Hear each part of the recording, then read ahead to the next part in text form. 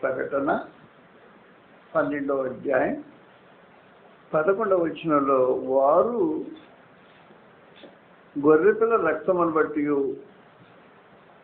తామిచ్చిన సాక్ష్యమును బట్టి వారిని జయించి ఉన్నారు కానీ మరణం వరకు వారు తమ ప్రాణములు ప్రేమించిన వారు కాదు. ఇక్కడ కొందరు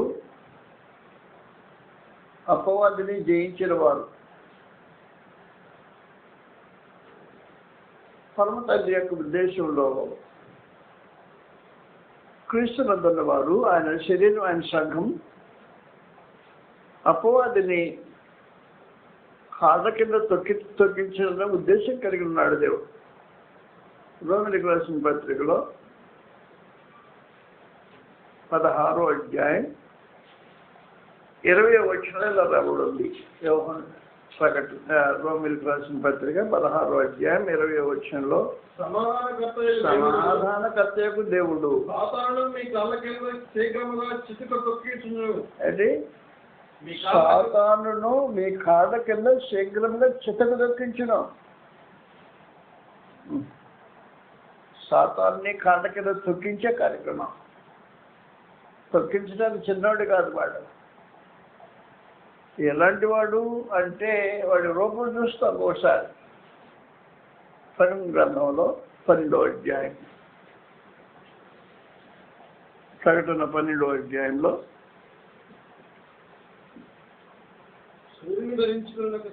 12వ అధ్యాయం 3వ వచనం అంతటి మరి పరలోక మంది ఇంకొక సూచన కనబడెను. ఇదిగో అది సర్పము, మహాగణ సర్పము. దానికి 7 తలలను 10 కొమ్ములు ఉండెను, 7 కిరీటములు ఉండెను. ఆకాశ నక్షత్రములో 3వ భాగము ఎంత పెద్దవాడు, మామూలుడు కాదు. ఎర్రని మహాగణ సర్పము, 7 తలలు కలిగిన సర్పం. చిన్న పామ కాదు.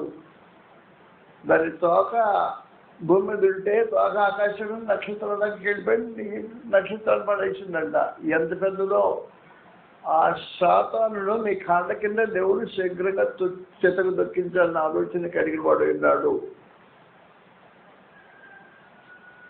ఎవరు తనకు తక్కుపోతారు, ఎవరు జయించబోతారు అనేది ఈ రోజున మనం ఆలోచన చేసే విశేషమైన సమాచారం. ఎర్రని మహాగణ సర్పం, 7 తలలు 10 కొమ్ములు కలిగి తన తోక ఆకాశం వైపుకే, ఆకాశ నక్షత్రాన్ని వైపు దగ్గరికి వెళ్ళి ఆకాశ నక్షత్రం సైతం కింద పడేసిన పెద్ద మహాగణ సర్పం. దాన్ని ఎవరు తొక్కుతారు? తోసం పడకెక్కితే కాలుతో దొక్కుతావా? తొక్కలేవు. ఒక పడకెక్కిన పామునే కాళ్ళు తొక్కలేవు. 7 తలలుండే పాముని కాలుతో దొక్కడానికి అంత సులభమైన సమాచారం కాదు. కానీ పరమదేవుని యొక్క సంకల్పం ఏమంటే సమాధానకర్త యొక్క దేవుడు తానే సాతానును నీ కాళ్ళ కింద శీఘ్రంగా చితక దొక్కిస్తానన్నాడు. చిన్న సమాచారం కాదది. కనుక వాస్తవానికి ప్రభువుని సేవ చేశాడో అది తన ప్రజలు చేయబోతారు అనేది ఒక విశేషమైన సమాచారం. ముందు ప్రభువుని యేసు జరిగించి ఆ తర్వాత తన ప్రజలైన వారికి దారి చూపిస్తుంటాడు. ఆ ప్రభువుని యేసు దాంట్లో నడుచుకుంటూ వెళ్తుంటే ప్రభువుని యేసు ఏం చేశాడంటే తన జీవిత అనుభవంలో భూమిని జీవించిన కాలంలో చివరి రోజున కల్వరి శిలువలో అపవాదిని తన కాళ్ళ కింద తొక్కి వెళ్ళిపోయారు. నిత్యత్వం జరిగించిన కార్యక్రమం అది. పరమదేవుడు ఆదిలోనే సమాచారం తెలియజేశాడు. ఆది కాండం 3వ అధ్యాయంలో 15వ వచనం సమాచారం రాబడింది. ఆదాము హవ్వల చేత పాపం చేయించి మనగాడు అన్నట్టుగా అపవాది తన నాటకం ఆడుతున్న దిన సమయంలో మరియు నీకును జరిగిన స్త్రీకిని, కార్యక్రమం ఇది. మరి నీకును స్త్రీకిని నీ సంతానమునకును నీ సంతానములకు ఆమె సంతానములకు వైరము కలుగజేయుదురు. సాతాను కలిసి మనకి ఎప్పుడు శత్రుత్వం ఉంది. నీకును స్త్రీకిని, అపవాదికిని, స్త్రీకిని, అవ్వకిని, స్త్రీకిని, నీ సంతానములకు ఆమె సంతానం, పురుష సంతానం కాదు. భూమి మీద ఉన్న మనుషులందరూ పురుష సంతానం. తండ్రి లేకపోతే బిడ్డ పుట్ల.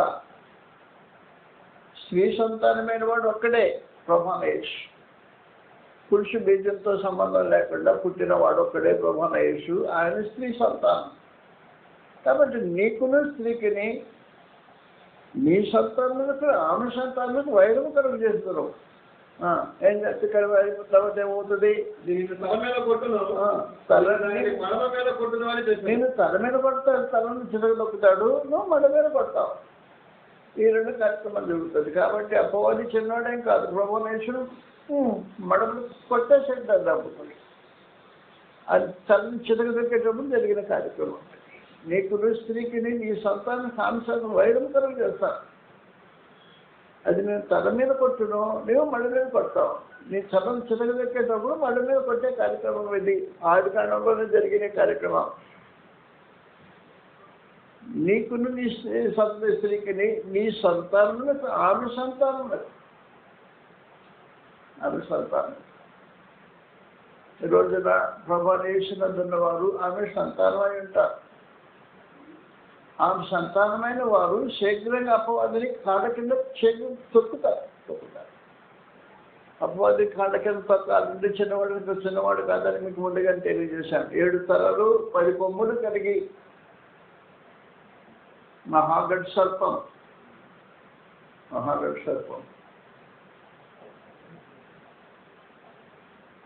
ఈ మహాగఢ సర్పం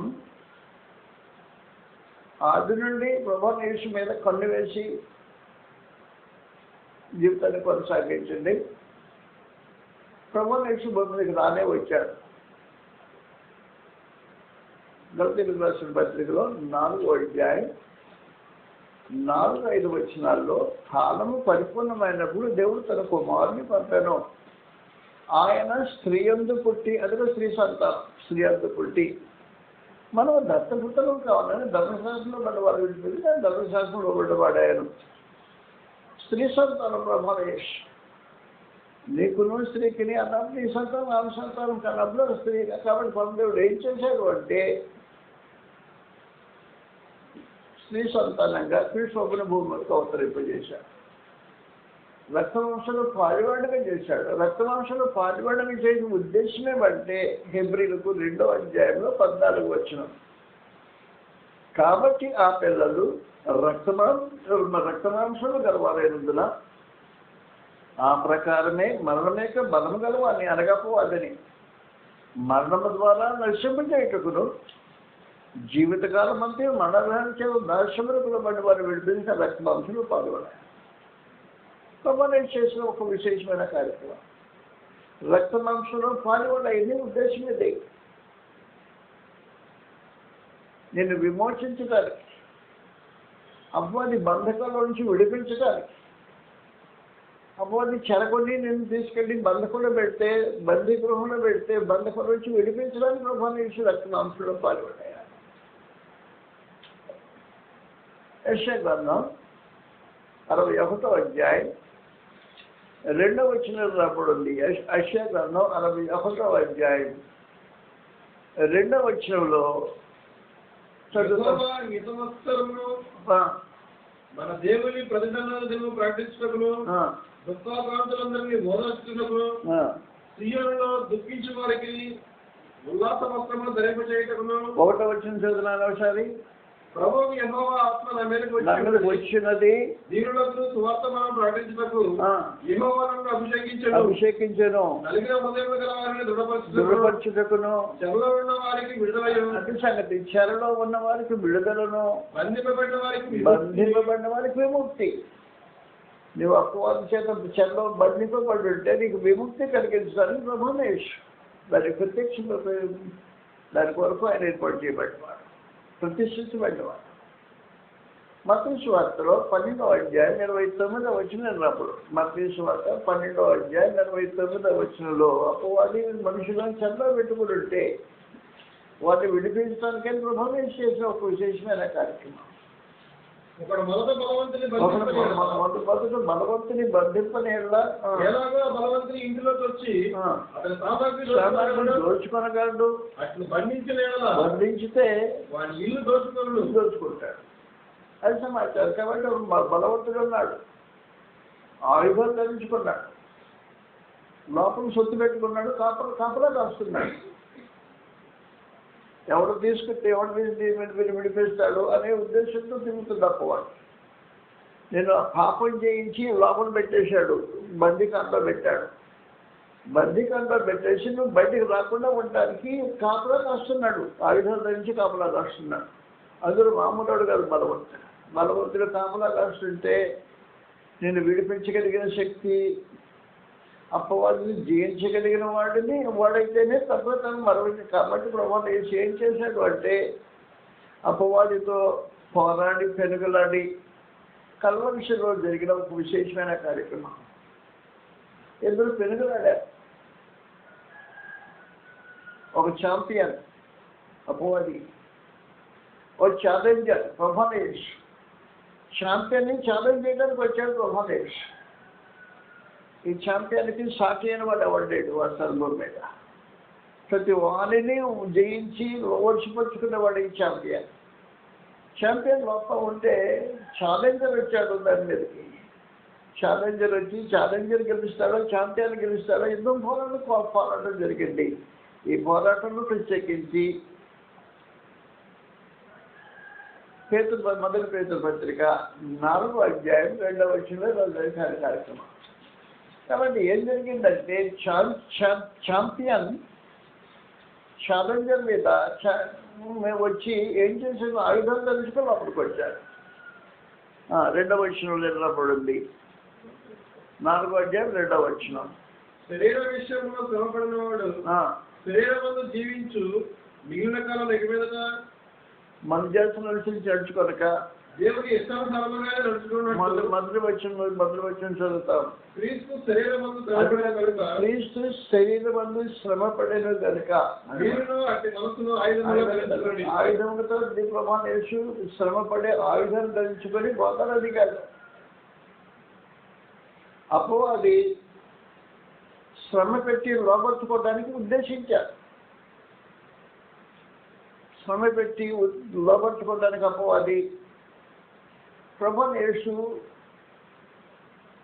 సహింపు అనే వస్త్రంతో ప్రభువైన యేసు బోధన ఎదిగారు. ఇద్దరూ పరుగులాడుతున్నారు. కల్వరిషలో విశేషమైన కార్యక్రమం. ప్రభువైన యేసు లొంగ తీసుకోవటానికి అపవాది ప్రయత్నం చేస్తుంటే ప్రభువైన యేసు లొంగిపోకుండా కల్వరిషలో అపవాది శిరస్సు చిరుగు తొక్కి అని బంధించి మొదట బలవంతుని బంధించిన తర్వాత చెరలో ఉన్న వారికి విడుదల. నువ్వు చెరలో ఉన్నంత కాలము అపవాది గెలిచాడు, నువ్వు ఓడిపోయావు. కాబట్టి ఇప్పుడు చెరలో నుంచి విడుదల పొందితే నువ్వు గెలిచావు, అపవాది ఓడిపోతాడు. కార్యక్రమం ఇది ప్రత్యేకించి అందువల్ల ఏం చేశాడు? భరతనాట్యం దర్శకుల పట్టుబడి విడిపించడానికి రక్తమాంసుడు పాల్గొడైన ప్రభువైన యేసు చెరలో ఉన్నవారు నిన్ను విడుదల చేసి బయటకు తీసుకొచ్చినప్పుడు, పాపము బంధకాల నుంచి బయటకు విడిపించినప్పుడు, పాపం నీ మీద కర్తవ్యం చేయడానికి వీల్లేని పరిస్థితి కల్పించినప్పుడు నువ్వు గెలిచావు, అపవాది ఓడిపోయాడు. పాపం నీ చేత చేయించి నిన్ను బంధించినంతకాలం అపవాది గెలిచాడు. పాపం నుండి విడుదల పొందినప్పుడు నీకు పాపం నువ్వు గెలిచావు. అందువల్ల నిన్ను గెలవడానికి ఏం చేసిందంటే ప్రభువైన యేసు తన రక్తంతో నీకు సహాయం చేయడానికి వచ్చాడు. పాపం నుంచి విడుదల పొందటానికి క్రీస్తు తన శిలువ రక్తంతో నీకు సహాయం చేయడానికి వచ్చాడు. నీ ప్రక్కన నిలిచి బంధకులో ఉన్న నిన్ను నీకు విడిపించి తన రక్తంతో నేను కొనుక్కొని బట్టి తీసుకుని వచ్చిన తర్వాత నువ్వు జయించావు, అపవాదం జయించావు. కాబట్టి వారు గొర్రెపిల్ల రక్తం బట్టి జయించారని విశేషమైన సమాచారం రావడం ఉంది. కాబట్టి మనం చదివిన సమాచారం అది. వారు గొర్రెపిల్ల రక్తమును బట్టి అన్నారు. గొర్రెపిల్ల రక్తం బట్టి నువ్వు ఎలా తప్పని జయిస్తావు అంటే, పాపము బంధముల ఉన్నంతకాలం అపవాది గెలిచాడు, నువ్వు ఓడిపోయావు. పాపము బంధకాల నుంచి నువ్వు విడిపించబడిన రోజున నువ్వు గెలిచావు, అపవాది ఓడిపోయావు. నీవు అలా పాపం బంధకం నుంచి విడిపించబడటానికి క్రీస్తు రక్తం నీకు తోడుగా వచ్చింది. ఈ తోడుగా వచ్చి నీకు సహాయం చేయడానికి వచ్చింది. దేవుడికి శత్రువు అయినంతకాలము నీవు ఓడిపోయావు, అపవాది గెలిచావు. దేవుడితో సమాధానం పచ్చబడినప్పుడు అపవాది ఓడిపోయావు, నువ్వు గెలిచావు. అది క్రీస్తు రక్తం చేసిన కార్యక్రమం. కాబట్టి క్రీస్తు రక్తం నీకు సహాయంగా వచ్చి ఏం చేస్తుంటాడు అంటే నీకు జయమనుభవిస్తాడు. మరి గొర్రెపిల్ల రక్తమును బట్టి జయించారు. క్రీస్తు గొర్రెపిల్ల రక్తమును బట్టి జయించకపోతే అపవాది బానిస చెరలో ఉన్నావు, ఓడిపోయి ఉన్నావు, నరకానికి పాత్రమై ఉన్నావు, అపవాది బానిసత్వానికి వెళ్ళిపోయే పరిస్థితిలో ఉన్నాం. అందువల్ల గుర్తుపెట్టుకోవాల్సిన అవసరం ఉంది. వారు గొర్రెపిల్ల రక్తమును బట్టి విమోచించబడ్డా, వాళ్ళు జయించడానికి కారణం గొర్రెపిల్ల రక్తం. గొర్రెపిల్ల రక్తం నీకు ఏం చేస్తుందంటే, అపవాదిని దేవుడితో శత్రుత్వం కలిగిన ఆడు శత్రువు కాబట్టి నిన్ను శత్రువుగా చేస్తే అపవాది గెలిచాడు నీ పక్షంగా. శత్రుత్వం పోగొట్టుకుంటే నీవు గెలిచావు, అపవాది ఓడిపోయాడు. క్రీస్తు రక్తం నీకు సహాయం చేస్తుంటుంది. రోమిలకు రాసిన పత్రిక 5వ అధ్యాయంలో 9వ వచనం రాబడి. రోమిలకు రాసిన పత్రిక కాబట్టి నీతిమంతులుగా తీర్చబడి, నువ్వు పాపేతానికి మీద రక్తం వల్ల నీతిమంతులుగా తీర్చబడి అన్నమాట. మరి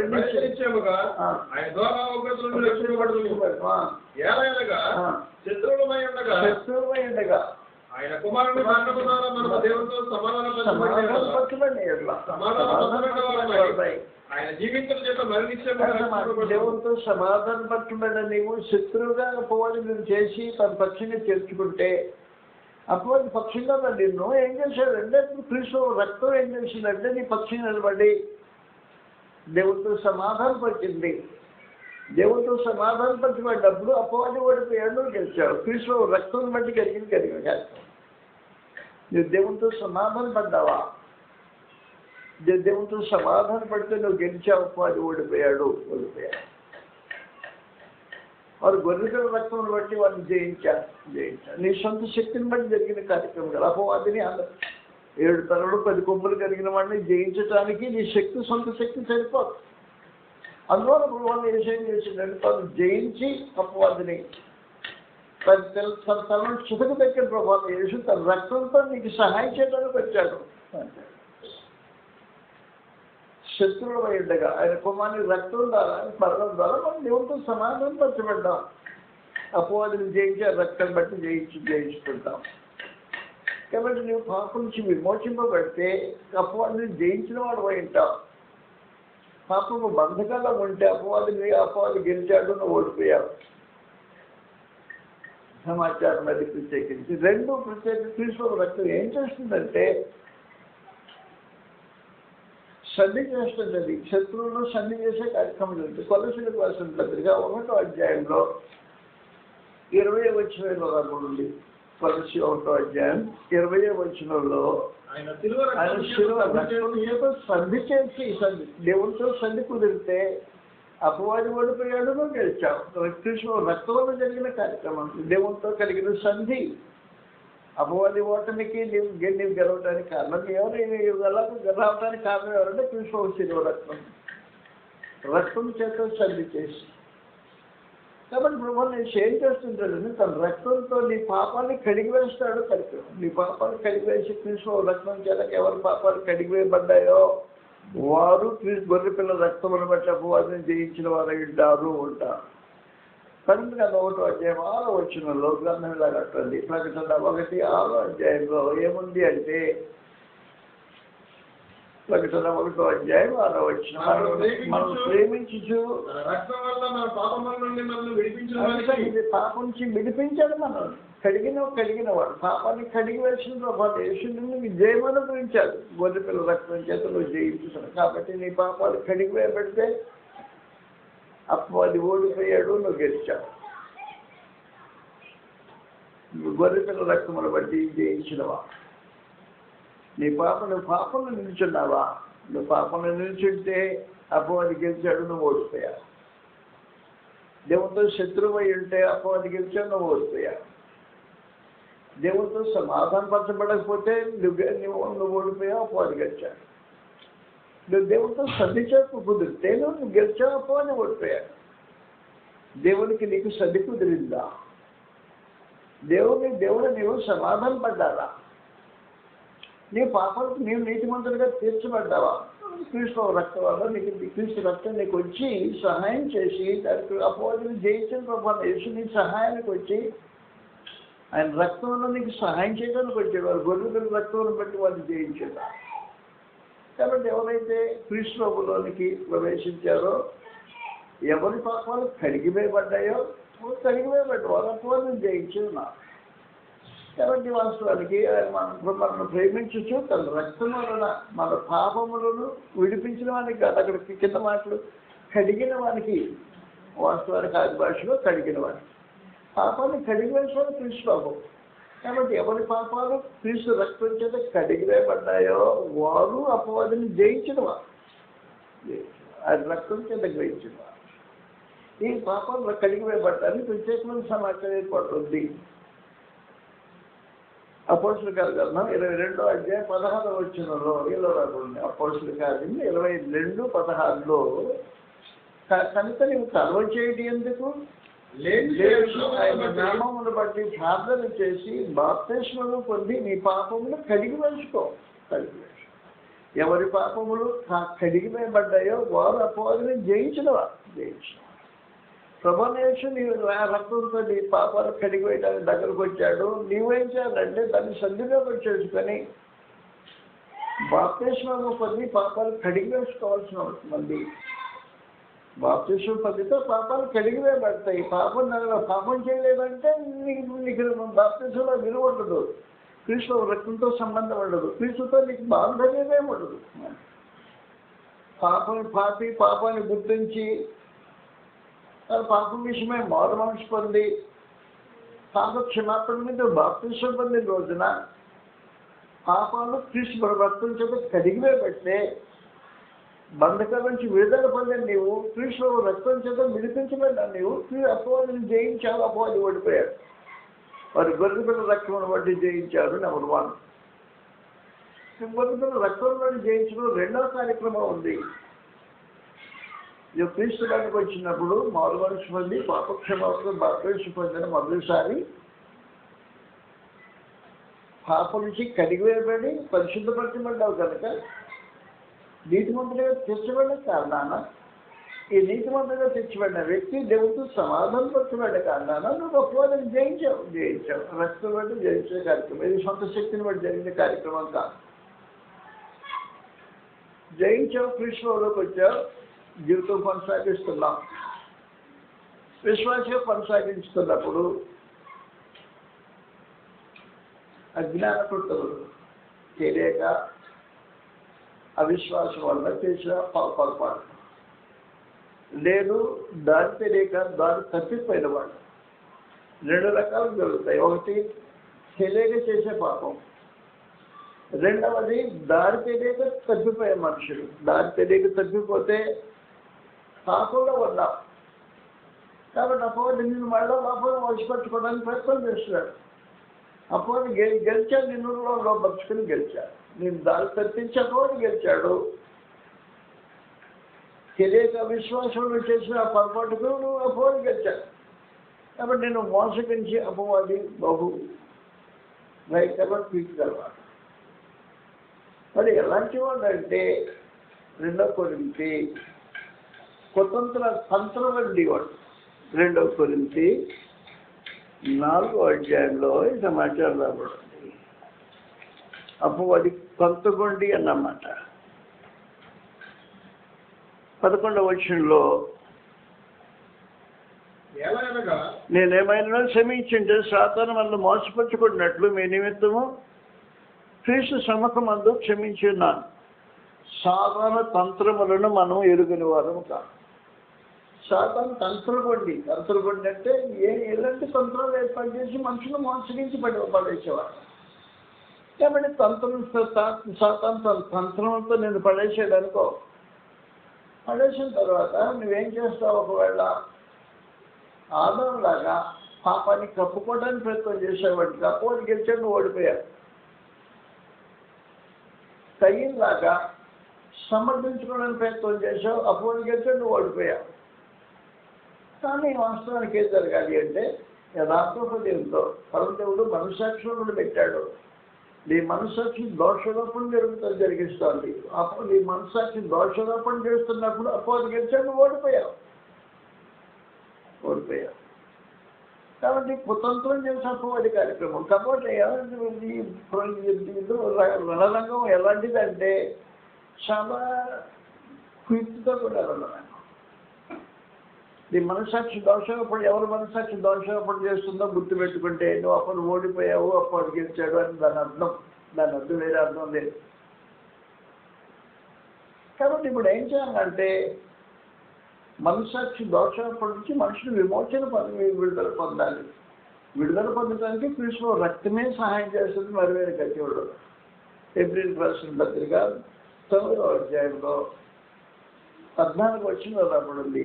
హెబ్రీ 9వ అధ్యాయం 14వ వచనంలో నిశ్చల ద్వారా దేవునికి తను తాను నిర్దోషిగా అర్పించుకున్న క్రీస్తు రక్తము దేవుని సేవించినట్లు మీ మనస్సాక్షిని శుద్ధీకరిస్తుంది. క్రీస్తు రక్తము మనస్సాక్షిని శుద్ధీకరిస్తుంది. మనస్సాక్షిని క్రీస్తు రక్తం శుద్ధీకరించినప్పుడు నువ్వు గెలిచావు, అది ఓడిపోయాడు. ఈ రక్తాన్ని శుద్ధీకరించడానికి నువ్వేం చేయాలంటే మొదటి యోహాను పత్రిక 1వ అధ్యాయం 7వ వచనంలో సమర్థించుకోవటం కాదు. పాపం జరిగింది, అది సమర్థించుకోవటం కాదు. దారి తప్పావు, సమర్థించుకోవటం కాదు.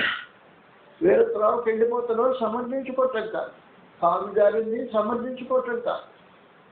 కాలు జారితే సమర్థించుకోవటం. కాలు సమర్థించుకున్నప్పుడు ప్రతిసారి అపవాది గెలిచాను, ఓడిపోయావు.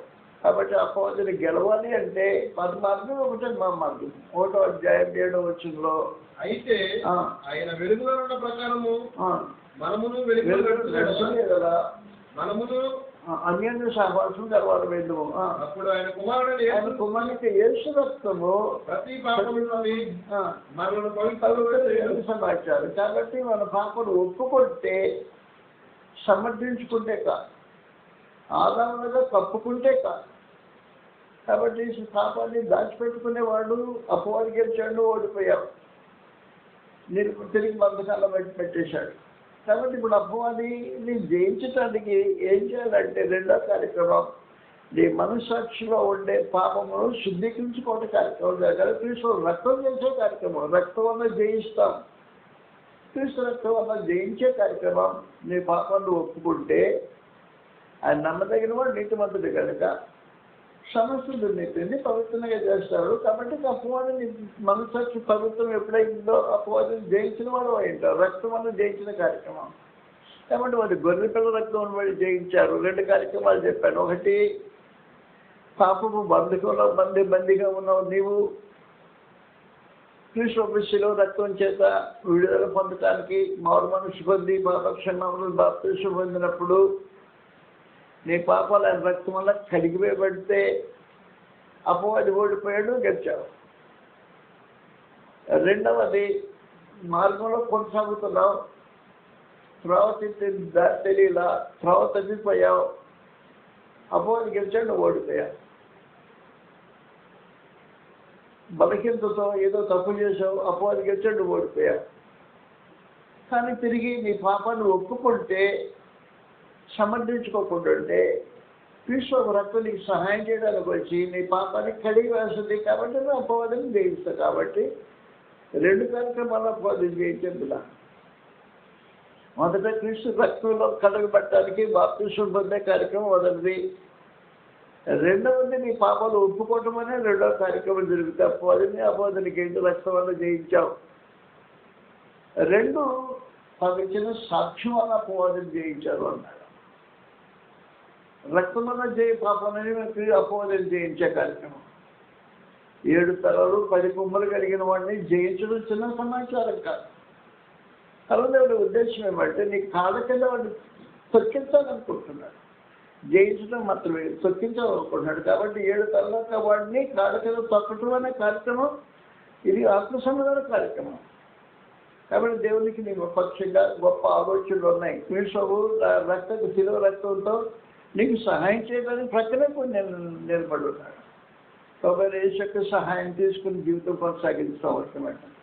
ప్రభుత్వం కలిసి జీవితం కొనసాగించి కాబట్టి ఆయన నడుస్తున్నాడు. ఆయన వెంట నడుస్తుంటే ఆయన నడుచుకుంటూ వెళ్ళి చివరిగా తప్పవారికి తెలిసి మీద కాదు తొక్కి బయటికెళ్ళిపోయాడు. మనం కూడా తొక్కి లోకి వెళ్ళిపోతాం. కార్యక్రమం జరుగుతుంది. కాబట్టి రెండవ కార్యక్రమం ఏం చెప్పాడు అంటే తను ఇచ్చిన సాక్ష్యమును బట్టి సాక్ష్యం అంటే ఏంటి? ఏం చెప్పాలి? సాక్ష్యం అంటే యోహాను సువార్త 4వ అధ్యాయంలో ఒక అమ్మాయి సాక్ష్యం చెప్తుంది. ఈమె సమరయ స్త్రీ కొండ తీసుకొని బావి దగ్గరకు వచ్చింది. మామూలు కాలంలో ప్రభువుని యేసు అక్కడ ఆమెను సంధించాడు. సంధించి సమాచారం బయట కక్కించాడు. అమ్మ కాస్త నీళ్ళు ఇవ్వని ఇక్కడ ప్రారంభించాడు. నీళ్ళు కదా మా నీళ్ళు మీరు తాగుతారా అని అడిగింది.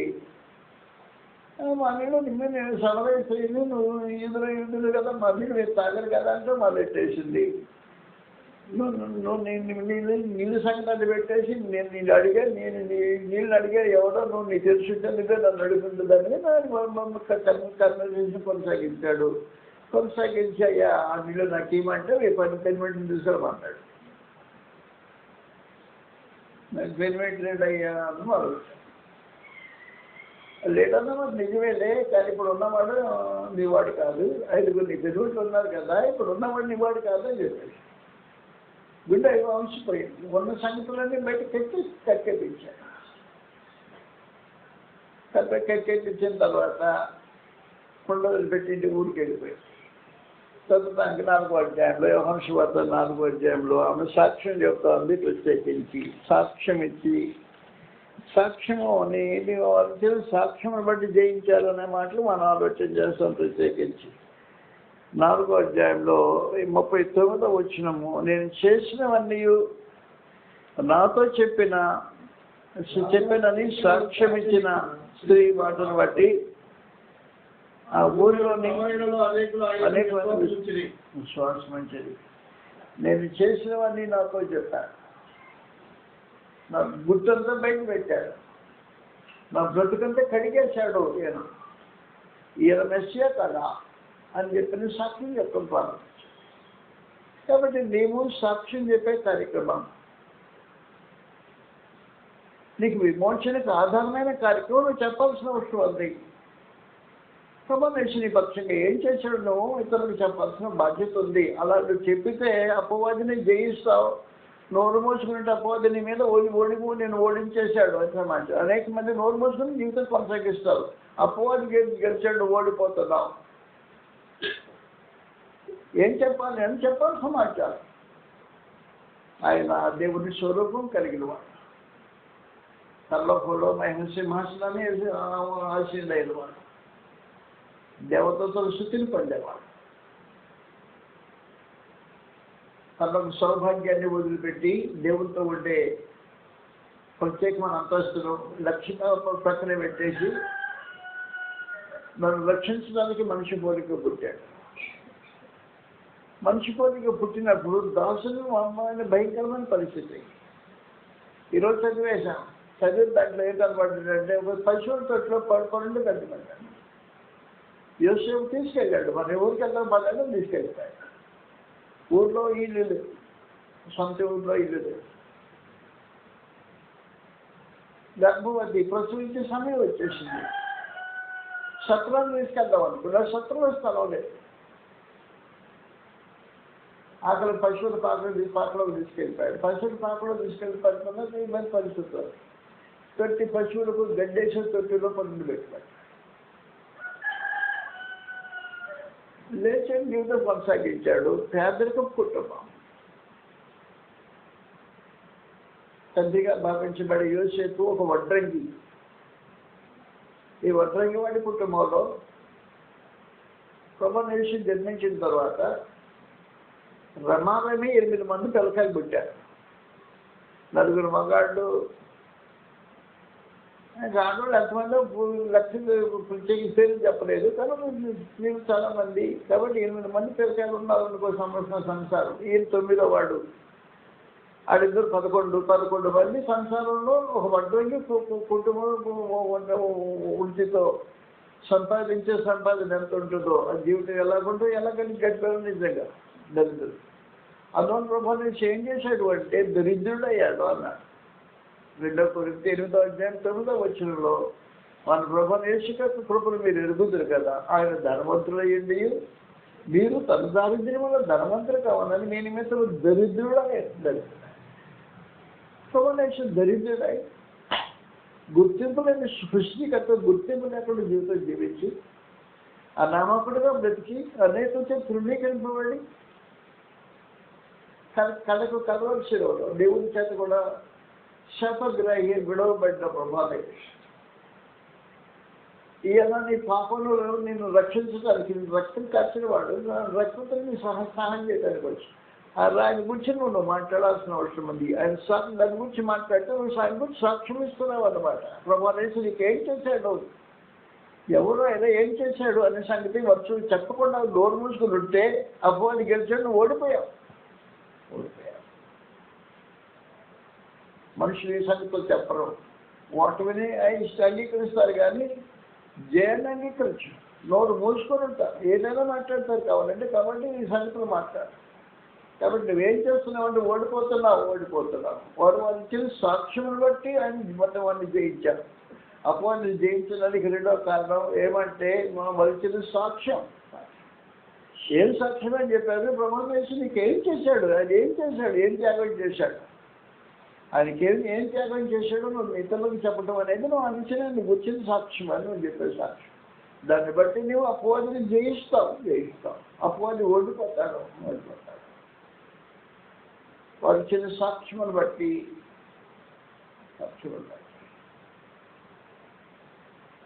చెప్పు జనానికి ఏం జరిగింది, నీ జీవితంలో ఏం జరిగింది.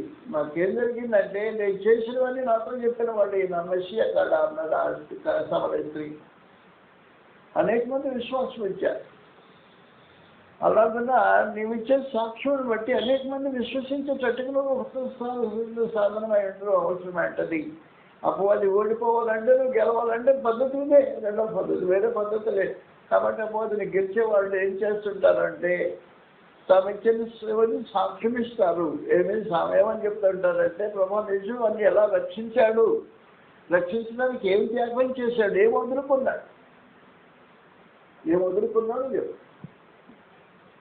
ఏం అనుభవించాడో చెప్పు. ఎలాగ మూర్తి పొంది తిరిగి లేచాడో చెప్పు. నీకు ఎలాగ రక్షణ ప్రసాదించాడో చెప్పు. నువ్వు వచ్చే సాక్ష్యమును అపవాది ఓడిపోతాడు, నువ్వు గెలుస్తావు. వారు తాము ఇచ్చిన క్రీస్తు రక్తమును బట్టి వచ్చిన సాక్ష్యమును బట్టి వారిని జయించున్నారు. ఒకవేళ మద్దతు నీకు రైట్ అయితే 2వది రైట్ కాకపోవచ్చు. ఎందుకంటే ఎక్కువ మంది నోరు మూసుకుని ఉంటారు. జరిగిన కృప ఏర్పాట్లు ఎవరికి పంచుకోరు. ఏ ముచ్చటని చెప్తుంటారు కానీ, ఏ రాజకీయాలు మాట్లాడుతుంటారు కానీ, ఏ కుటుంబ సమస్యలు మాట్లాడతారు, ఎవరు ఏ గొడవలు మాట్లాడతారు కానీ తమకు చేసే కార్యక్రమం చెప్పే మనుషులు లేదు. ఓడిపోయిన అపవాది. అందువల్ల మీరు జాగ్రత్త గుర్తుపెట్టుకోండి. వారు తమ ఇచ్చిన సాక్ష్యములు బట్టి వారిని జయించున్నారు. నెంబర్ 2. 3వది మరణమైన తెగించి తమ ప్రాణాలు లక్ష్యపెట్టిన వారు కాదు. ప్రభువైన యేసు పక్షంగా బ్రతకడానికి వారి ప్రాణాలు లక్ష్యపెట్టిన వారు కాదు. మరణం వరకు వారు తమ ప్రాణాలు లక్ష్యపెట్టిన వారు కాని కారణాలు అని జయించున్నారు. ప్రభువైన యేసుకు నమ్మకంగా జీవించిన వారు అవసరమైన కార్యక్రమం. నమ్మట్లేదు మహేష్ ఏం చెప్పాడు అంటే లూకాసు వార్త 14:25 ఆయన ఏమన్నాడు అంటే నీ ప్రాణం నీ శిలువను ఎత్తుకొని నన్ను వెంబడించకపోతే నీ ప్రాణం కంటే నన్ను ఎక్కువ ప్రేమించకపోతే నా శిష్యుడు కాలేరు అని చెప్పాడు. నీ ప్రాణం కంటే నేను ఎక్కువ అలాగే ప్రభు యేసును నీ ప్రాణం కంటే ఎక్కువగా ప్రేమించకపోతే ఆయన శిష్యులు కావు. కాబట్టి ఆయన జయించిన అవకాశం ఉంటుంది. అపవాదం జయించే అవకాశం. అపవాదం జయించాలంటే ప్రభు యేసుకి సహాయమే అవసరం అంటది. ఆయన శిష్యుడిగా బ్రతకాల్సిన అవసరం ఉంటుంది. అది ఏంటని చెప్పేసి సమాచారం 25వ వచనం చదువుతాం. బహుజన సమూహములు ఆయనతో కూడా వెళుతున్నప్పుడు ఆయన వారి పట్టు తిరిగి ఎవడైనా నా యొద్దకు వచ్చి తన తండ్రిని తల్లిని భార్యను పిల్లలను అన్నదమ్ములను అక్కచెల్లెలను తన సహా ద్వేషించకపోతే అది సమాచారం. ప్రాణం కంటే ఎక్కువ ప్రేమించబోతున్న శిష్యులు కాలే. 2వ అధ్యాయం 10వ వచనం 2వ అధ్యాయం 10వ వచనం ప్రకటించాం. ప్రాణం కంటే ప్రభావం ఎక్కువ ప్రేమించడం అనేది ఒక విశేషమైన సమాచారం. అపోదిని గెలవాలంటే ఈ 3వ అంతస్తుకి చాలా ప్రాముఖ్యంగా అవసరం. అపోదిని గెలవాలని చిన్న సమాచారం కాదు. వాడు మామూలుడు కాదు. 2వ అధ్యాయం 10వ వచనం రాబడింది. ఇదిగో మీరు శోధింపబడినట్లు అపవాది మీలో చెరలో వేయబోతున్నాడు. 10 జన్మల శ్రమ కలుగును. మరణం వరకు నమ్మకంగా ఉండాలి సమాచారం. మరణం వరకు ప్రేమించితే ఆయన ప్రభావం వేసి ప్రేమించిన అపవాదిని ఓడిపోతాడు. అపవాది ఓడిపోతాడు. ఒకవేళ కొంతకాలం నడిచిన తర్వాత లోకంలో కలిసిపోయేవాళ్ళకు అపవాది గెలిచాడు, ఓడిపోయాడు. కాబట్టి మరణం వరకు ఆయన ప్రేమించడానికి అవసరమైన కార్యక్రమం. మరణం వరకు నీ ప్రాణాన్ని ప్రేమించకుండా ప్రభువుని వెంటాడటం అనేది అపవాదిని గెలిచే ఒక విశేషమైన కార్యక్రమం. ఇదిగో మీరు శోధింపబడినట్లు మీలో కొంత అపవాది చెరలో వేయబోతున్నాడు. 10 దినాలు శ్రమ కలుగుతుంది. అయినా నమ్మకంగా ఉంటుంది. మరణం వరకు నమ్మకంగా నేను జీవకిరీతో ఇస్తాను. కాబట్టి వాస్తవానికి అపవాదిని గెలవడానికి వచ్చింది జరిగే విశేషమైన కార్యక్రమం. ప్రాణం పోయే వరకు నమ్మకంగా జీవితం కొనసాగిస్తే అపవాది ఓడిపోతాడో గెలుస్తావు. 20వ అధ్యాయంలో అపవాది ఓడిపోయిన ఒక పరిస్థితి నీవు గెలిచిన సంగతి కనుగొనేలాగుంది. 20వ అధ్యాయం మొదటి నుండి అంతలో సింహాసనం చూచుతని వాటి మీద అధికారం ఇవ్వబడిను మరియు క్రూరముఖముకైనను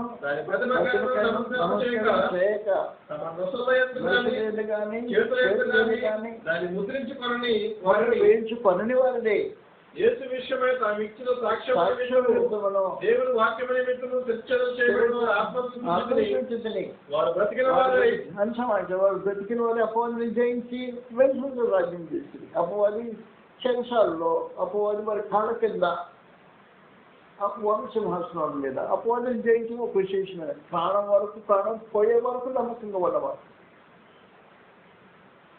ఓ సమాచారం ఏమంటే 13వ అధ్యాయంలో 13వ అధ్యాయంలో పరిస్థితి ఎలాగుంది అంటే అపవాది తన రాజ్య ఏలుబడిలో కార్యక్రమాలు కొనసాగిస్తూ కీర్తిని జరిగించే కార్యక్రమాలు మన మధ్యలో కూడా అలాగే ఉంటాయి. జాగ్రత్త గుర్తుపెట్టుకోవాల్సిన అవసరం ఉంది. 13వ అధ్యాయంలో రకాగా 16 వచ్చిండే కొద్దివారు కానీ గొప్పవారు కానీ ధనికులు కానీ దరిద్రులు కానీ స్వతంత్రులు కానీ దాసులు కానీ అందరూ తమ కుడి చేతి మీద తమ నొసటి ముద్ర వేయించుకున్నట్టును ఆ ముద్ర అనగా ఆ మృగము పేరైనను దాని పేరుకి సంఖ్యను గలవాడు తప్ప క్రయ విక్రములు చేయటకు మరియు ఎవరికి అధికారము లేకున్నట్టును అది వారిని బలవంతము చేయుతున్నది. కొంతమంది ముద్ర వేసుకుంటేనే క్రయ విక్రయాలు చేయడానికి, అమ్మటానికైనా కొనటానికైనా. నీకు 10 ఫుట్లు ధాన్యం పడింది అనుకో, అమ్మటానికైనా ముద్ర ఉండాలి. నీకు రేషన్ కావాలని కోరుకున్నావు అనుకో, కొనటానికైనా ముద్ర ఉండాలి. ముద్ర ఉంటేనే ఇంకా కార్యక్రమం, ముద్ర లేకపోతే ఏముండదు. అపవాది ఏం చేస్తున్నాడు అంటే మనుషులను కుయుక్తిగా ఈ రోజున అపవాది కార్యక్రమాలు జరుగుతున్నాయని జాగ్రత్త గుర్తుపెట్టుకోవాల్సిన అవసరం ఉంది. 2వ దశలోనిక ధర్మ సంబంధమైన పోరాటం మర్మంగా జరుగుతుందని చెప్పేసి ప్రత్యేకించి 2వ అధ్యాయంలో 2వ దశలోని 2వ అధ్యాయంలో ఈ సమాచారం తెలియజేయబడుతుంది. 6వ వచనం, కాగా వాడు తన సొంత కాలం మందు బయలుపరచబడవనని వాడిని అడ్డగించలేదు. ధర్మ విరోధ సంబంధమైన మర్మము ఇప్పటికీ ధర్మానికి విరోధమైన మర్మం ఇది. మర్మంగా రహస్యంగా కార్యం జరుగుతా. ధర్మ విరోధమైన మర్మము కరెక్ట్లీ జరుగుతుంది. ధర్మ విరోధమైన క్రియ ఎలా జరుగుతుంది అంటే ఆ రోజులు బహిరంగంగా నువ్వు ముద్ర వేసుకుంటేనే కొట్టడానికి అమ్మటానికి వీలు ఉంది, ముద్ర వేసుకుంటేనే అమ్మటానికి వీలు ఉందని రోజున పరిస్థితులు ఉండేది. ఈ రోజున పరిస్థితి వేరుగా ఉంది. పరిస్థితి ఎలాగుంది అంటే నువ్వు క్రైస్తవు కాదని సర్టిఫికెట్ తెస్తేనే నీకు రిజర్వేషన్ అన్నాడు అనుకో. ధర్మ విరోధ సంబంధమైన మర్మం ఇది. మర్మంగా జరిగే కార్యక్రమం. నీకు ఉద్యోగం రావాలనుకో, నేను క్రైస్తవుడు కాకుండా ఉంటేనే ఉద్యోగం. క్రైస్తవుడు కాకుండా ఉండి కాదనే సర్టిఫికెట్ ఒకటి తీసుకురాదే నీకు ఉద్యోగం. నీ క్రైస్తవుడు కాదని సర్టిఫికెట్ తీసుకుని నీకు రిజర్వేషన్ ఉంటుంది అన్నాడు అనుకో. దాన్ని ధర్మం విరోధంగా మర్మంగా జరిగే కార్యక్రమం జరుగుతుంది. ఈ రోజున మర్మంగా జరుగుతుంది, ఆ రోజు బహిరంగంగా జరిగింది. బహిరంగంగా ఏం జరిగిందంటే క్రయ విక్రయాలు చేయాలంటే ముద్ర వేయించుకోవాలి. ముద్ర వేయించుకోకపోతే క్రయం చేయడానికి లేదు, విక్రయం చేయడానికి వెళ్ళేది ఆ రోజున. కాబట్టి నేను ఆ రోజున బతుకున్నాను అనుకో. నేను బయటకు వెళ్ళిపోయాను. బయటకు వెళ్ళిపోయాక ఇంట్లో భార్య పిల్లకాయలు ఉన్నారు. బయటకు వెళ్ళిపోయి ఏం తీసుకురాకుండా ఇంటికి వచ్చాను. ఏమండి ఇంట్లో ఏం లేదు, ఏం తీసుకురాలేదంటే ఏం తీసుకురాలేదు. ఎందుకు తీసుకురాలేదు? ముద్ర వేసుకోవాలేదు. ముద్ర వేసుకుంటేనే అమ్ముతాడంట, ముద్ర వేసుకోకపోతే అమ్మడంట. నేను ముద్ర వేసుకోవడానికి లేకుండా ఇంటికి వచ్చాను. ఇంట్లో భార్య పిల్లకాయలు మాట్లాడతాను, మరొకరు మాట్లాడతాను. పరిస్థితి ముద్ర వేయించుకుంటే రేషన్ అమ్ముతాడు, ముద్ర అమ్మడు. ఈ రోజు అదే పరిస్థితి కదా. ఇది మర్మంగా జరిగే కాదు. ధర్మ విరోధ సంబంధమైన మర్మము క్రియ జరిగిస్తావు. మర్మంగా జరిగించే క్రియ ఏమంటే నువ్వు క్రైస్తవు కాదు సర్టిఫికెట్ తీసుకొస్తే నీకు రిజర్వేషన్ అన్నాడు అనుకో. అదే అర్థం ఏంటి? ఇంకేదో మర్మంగా జరిగే కార్యక్రమం ఏంటి? కాబట్టి ఏం చేస్తుంటాడు నువ్వు అంటే ఎంఆర్ఓ దగ్గరికి పోయి అయ్యా నేను క్రైస్తవుని కాదు లేదు సర్టిఫికెట్ రాసి అక్కడికి వెళ్ళిపోయా మరి క్రైస్తవుడు కాదని సర్టిఫికెట్ రాసి తీసుకొచ్చి అప్పుడు క్రైస్తవుడు కాదని సర్టిఫికెట్తో నాకు శ్రీరామణి అయిపోతా. కాబట్టి జరుగుతుంది మర్మముగా జరుగుతున్న కార్యక్రమం మీద అప్పుగా జరిగించే కార్యక్రమం లోకంలో ఈ రోజున జరుగుతున్న పరిస్థితి. అందువల్ల ఏం జరుగుతుందంటే మరణం పోతే పోయింది, ప్రాణం పోతే పోయింది. మరణం వరకు నేను వస్తాను, ప్రాణాన్ని ప్రేమించిన వాళ్ళు కనుక అపవాదం చేయించారు. లేదు అనుకుంటే వాళ్ళు నా ప్రాణం వస్తుందని భయపడేసేది లోపడ్డ వాళ్ళకి అపవాదం గెలిచాడు, ఓడిపోయారు. కాబట్టి జరిగే కార్యక్రమం ఇది. కాబట్టి వాళ్ళ పోరాడని అని చెప్పారు. వారి గొర్రె పిల్ల రక్తమును బట్టి తమచ్చిన సాక్ష్యమును బట్టి వాళ్ళు జయించి ఉన్నారు. మానవాళితో ప్రాణాలు ప్రేమించిన వారు కాబట్టి జయించారు. పోయేది బాగున్న ప్రాణం పోతే ఎవరి కొద్ది లక్ష్యం ఉన్నది ప్రాణాలు చేశారు. చెరుచేతలు చేయబడి వారు అంటారు. అనేక మంది చెరుచేతలు చేయబడి వారు మొదటి శతాబ్దంలో చెరుచేతలే జరిగింది. విశ్వము నామం నేను అని మా మనిషిని సాక్ష్యం చెప్తే ప్రభునేసి వాటిని విమోచించాలన్న సంగతి బయటకు చెప్తుంటే చెరువులు తెగి కింద పడుతున్నాయి. గతి ఉండదు. ఎవరు పని సాధించడానికి వీలుండదు, ఎవరు తెలియదని క్లెయిమ్ చేయడానికి వీలుండదు, కూడా మాట్లాడడానికి వీళ్ళు ఎవరికి అధికారం నోరు మూసుకొని ఊరుకుంటారు. కేసు తెగిపడి కింద పడితే ఎవడే మాట్లాడలేదు, కేసు పెట్టడానికి వెళ్ళలేదు. అలాంటి పరిస్థితులు జరిగిన రోజుల్లో వారు జయించున్నారు అపవాదిని. వారు మరణ వరకు ప్రాణం ప్రేమించేవారు కాదు అని చెప్పారు. కాబట్టి అపవాదిని జయించడానికి కూడా కార్యక్రమాలు గొర్రె పిల్ల రక్తమును బట్టి వారు జయించారు. వారి చిన్న సాక్షులను వారు జయించారు. మరణ వరకు తమ ప్రాణాలు ప్రేమించలేదు కనుక అపవాదిని జయించారు. అపవాదం జయించారు. అపవాదం వాళ్ళ కాళ్ళ కింద వారు సింహాసనం మీద కూర్చోడానికి పరమదేవుడు ఒక విశేషమైన కార్యక్రమం జరిగింది.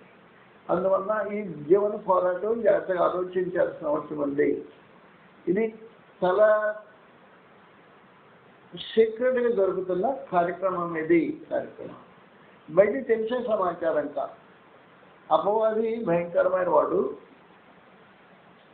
చెప్పాను 7 తలలు 10 కొమ్మలు కలిగి కాక ఆకాశ నక్షత్రాల వరకు వెళ్ళిపోయేంత భయంకరమైన పెద్ద భయంకరుడు భయంకర వాడిని వాడి తల మీద శీఘ్రంగా చెల్లెలో ఒకటి చిన్న సమాచారం కానీ పరమదేవుడిని చేయటానికి ఉద్దేశించాడు. ఇప్పుడు చేసిన కార్యక్రమాలు చేస్తే నువ్వు చేస్తే ఏం చేస్తే గొర్రె పిల్లల రక్తమును బట్టి వాళ్ళు చేయిస్తాయి, నువ్వు ఇచ్చిన సాక్ష్యం బట్టి వాళ్ళు చేయిస్తాయి. మరణ వరకు నువ్వు ప్రాణాన్ని ప్రేమించకుండా ప్రభువుని వెంబడించితే అపవాదిని జయించాడు. వాటిని కాళ్ళ కింద చిత్రం దక్కించే కార్యక్రమం పరమదేవుడు ఉద్దేశించే కార్యక్రమం సమాచారం. అందువల్ల దైతంగా మనం ఆలోచిస్తుంది. ఈ జీవితము ఒక్కసారి బ్రతికేవారు.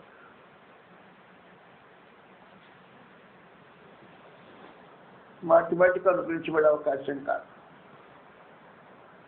ఒకవేళ నేను 10th క్లాస్ తప్పాను అనుకో, సెకండ్ ఛాన్స్ ఉండాలి. ఇంకొక ఇయర్ తప్పాను అనుకో, ఇంకో సెకండ్ ఛాన్స్, ఇంకో ఛాన్స్ ఉంటుంది. ఇంకొక క్లాస్ తప్పాను అనుకో, ఇంకొక ఛాన్స్. దీనికి సెకండ్ ఛాన్స్ ఉండవు. ఉండేవాడు ఒకే ఒక్కసారి జీవితం భూమి మీద జీవించేది ఒక్కసారి బ్రతుకుల్లో నువ్వు ఓడిపోయావో అపవాది గెలిచాడో నువ్వు గెలిచాడా, లేకపోతే నువ్వు గెలిచావో అపవాది ఓడిపోయాడా అనేది చాలా ప్రాముఖ్యమైన పాత్ర వహించబోతుంది. కాబట్టి ఇది రహస్యంగా జరిగే ప్రోగ్రామ్. ఈ ప్రోగ్రాంలో ఏం జరుగుతుందంటే అపవాది గెలుస్తూనే ఉన్నాడు. పాపం జయిస్తున్నాడు. పాపం జయిస్తున్న ప్రతిసారి అపవాది గెలుస్తూనే ఉన్నాడు. నీ మనస్సాక్షి దోషారోపణ పెట్టే ప్రతిసారి అపవాది గెలుస్తూనే ఉన్నాడు. నువ్వు నోరు మూసుకున్న ప్రతిసారి అపవాది గెలుస్తూనే ఉన్నాడు. నీ ప్రాణాన్ని నువ్వు ప్రేమించినంతకాలం అపవాది గెలుస్తూనే ఉన్నాడు. నువ్వు ఓడిపోతూనే ఉన్నావు. నష్టపోతావు. యుగాలు నష్టపోతావు. కాబట్టి భూమి జీవించే జీవితమే ప్రధాన ప్రాముఖ్యమైనది కాదు. యుగాలు ఉండే జీవితము వాస్తవాన్ని సమాచారం. మా ఆయుష్కాలం 70 సంవత్సరాలు, అది మనం ఉంటే 80 సంవత్సరాలు. ఈ 80 సంవత్సరాలు ఆయాసము దుఃఖం నవ్వుతాడు. ఆయాసమే దుఃఖమైన సంగతి నాకు తెలుసు. నాకు అనుభవం ఆయాసమే దుఃఖమే. అది త్వరగా గతించమని ఎగిరిపోతాడు. ఎగిరిపోయే కార్యక్రమం. ఎగిరిపోయేది ఎక్కడికి నువ్వు ఎక్కడికి ఉండబోతున్నావు దాని గురించి ఆలోచించాయి. దాని గురించి ఆలోచించేసినప్పుడు భూమి మీద జీవించే కాలంలో అపవాదిని జయించాల్సిన అవసరం ఉంది అని సమర్థించుకో. అపవాది గెలిచాడు అనుకో, నువ్వు అపవాదికి 100 రోజులు సిద్ధపరిచి నిత్యాగ్నికి గతి అయి ఉంటావు. వేరే గతి నుంచి గతి ఉంటావు. యుగా 70-80 సంవత్సరాలు కాదండి. 70-80 సంవత్సరాల జీవితమే చాలా గొప్ప జీవితంగా భావించే మనుషులు ఏం చేయాలంటే నిత్యత్వం నుంచి ఆలోచించాల్సిన అవసరం. వారు గొర్రె పిల్ల రక్తమును బట్టి ప్రభువైన యేసు అపవాదిని జయించి కల్వరి శిలువలో ఘోరమైన కఠోరమైన శ్రమానుభవం, కఠోరమైన అవమానం, భయంకరమైన చిత్రహింస అనుభవించి అపవాదిని జయించిన ప్రభువైన యేసు నీకు తోడుగా వచ్చాడు. రక్తంతో నీకు సహాయం చేయడానికి ఇష్టపడుతున్నప్పుడు గొర్రె పిల్ల రక్తంతోనూ ఆయన అపవాదిని జయించాల్సిన అవసరం ఉంది. నీ జీవితాన్ని మార్చుకొని మారు మనసు పొంది పాపం నుండి విడుదల పొంది పాపం రక్తం చేత కడిగేసుకుంటే అపవాది ఓడిపోయాడు. నువ్వు గెలిచావు. జీవన పోరాటం జీవితం జీవిస్తుండేవాడు. అప్పుడు దారి తప్పిపోతే అపవాది గెలిచాడు, నువ్వు ఓడిపోయావు. కాబట్టి ప్రమాణేశ్వరికి తిరిగి వచ్చేసి దేవుని సన్నిధికి అయ్యా నా వల్ల అపరాధం జరిగిందని పాపాన్ని ఒప్పుకుంటే నీ మనసాక్షి దోషపడ కడిగి వేసి తీసివేసి నేను గెలిచేటట్టు అపవాదం ఓడిపోయేటట్టు వాళ్ళ కార్యక్రమం చేస్తాను. ఆ మీదట నీ జీవిత అనుభవంలో ఏం చేసి నీకు విమోచన కలిగిందో, నీకు విమోచించి ఆయన ఏం చేశాడో నీ పక్షంగా చేసేవాడు దాని గురించి మాట్లాడుతుంటే నువ్వు ఇచ్చిన సాక్ష్యమై ఉంటుంది. కాబట్టి నువ్వు ఏం చేసి ప్రభావం చేసి నీకు ఏం చేశాడో అది మనుషులతో పంచుకోవటం అనేది ఒక జీవిత అవసరం. నోరు మూసుకుంటాం వేరే కార్యక్రమం కాదు. కాబట్టి నేను ప్రభావం చేసి నీకు ఏం చేశాడు విమోచన కొరకు నువ్వు మనుషులతో చెప్పేది సాక్ష్యమై ఉంటుంది. సాక్ష్యమై వచ్చిన సాక్ష్యం బట్టి అన్ని మళ్ళీ జయించి ఉన్నారు అన్నాడు. ఆమె ఎదుట జీవించేది ఒకసారి కనుక ప్రభు అనేది కొరకు అవసరం అయితే ప్రాణాన్ని అనిపిస్తానని చెప్పారు. జీవితానుభవంలో ముందుకు సాగుతుంటే అపవాది నీ కాళ్ళ కింద చిక్కతో చెక్కుతుంటాడు. నీవు దేవుని సముఖంలో యుగాయుగాలు జీవించడానికి వెళ్ళిపోతుంటావు. ఈ కృప నీకు అనుగ్రహించబడాలని దేవుడు ఉద్దేశించి గొర్రె పిల్లల రక్తమును బట్టి వారి ఇచ్చిన సాక్ష్యమును బట్టి మరణ వరకు ప్రాణాలను ప్రేమించకుండా ఉన్నదాన్ని బట్టి అపవాదిని జయించారని సమాచారం తెలియజేసిన కారణాన మన అపవాదిని జయించి జీవితం కొనసాగించాలని ప్రభు యేసుక్రీస్తు వారి మీకు మనం చేసి ముగిస్తాం. నమస్కారం.